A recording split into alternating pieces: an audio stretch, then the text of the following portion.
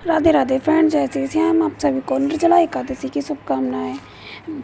आज आज के दिन भीमसेनी एकादशी भी कहते हैं, इसे पांडव एकादशी भी कहते हैं। तो भीम ने पितामह से बोले कि माता कुंती, युधिष्ठिर, द्रौपदी, अर्जुन, नकुल, सहदेव एकादशी का दान और व्रत करते हैं और मुझसे एकादशी व्रत करने को कहते हैं। और मैं उनसे कहता हूँ कि भाई मैं नहीं कर सकता, क्योंकि मैं खाली पेट नहीं रह सकता हूँ। भाई मैं भक्तिपूर्वक भगवान की पूजा कर सकता हूँ, परंतु मैं एकादशी के दिन भूखा नहीं रह सकता।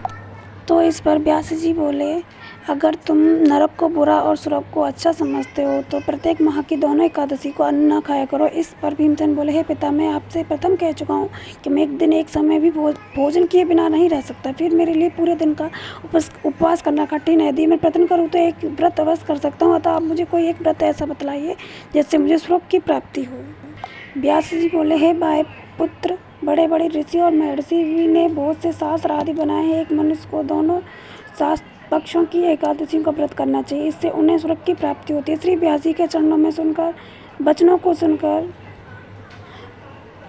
सुनकर भीमसेन नरक में जाने के कारण अत्यंत भयभीत हुए और लता के सामने कांपने लगे।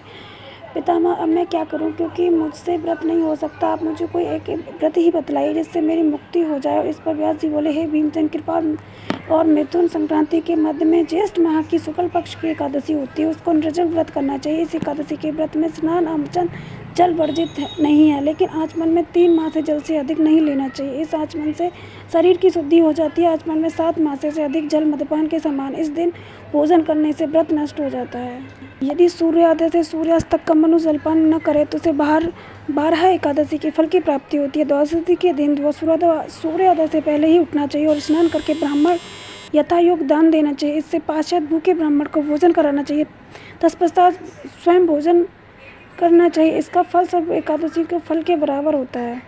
हे भीमसेन, स्वयं भगवान ने मुझसे कहा था कि एकादशी का पुण्य समस्त तीर्थों और दोनों पुण्य के बराबर है। एक दिन निर्जल रहने से मनुष्य के पापों से मुक्त हो जाता है। जो निर्जला एकादशी के व्रत करते हैं उनको मृत्यु समय भयानक यमदूत नहीं दिखते। वो भगवान विष्णु के यमदूत स्वर्ग से आते हैं और उनको पुष्पक विमान पर बैठाकर स्वर्ग ले जाते हैं। अतः संसार में सबसे श्रेष्ठ निर्जला एकादशी का व्रत है। अतः यत्न पूर्वक इस एकादशी का निर्जल व्रत करना चाहिए और आज के दिन ओम नमो भगवते वासुदेवाय नमः का मंत्र भी करना चाहिए। व्यासदेव जी के ऐसे वचन सुनकर उसने निर्जल व्रत किया। एकादशी को भीमसेन या पांडव एकादशी भी कहते हैं।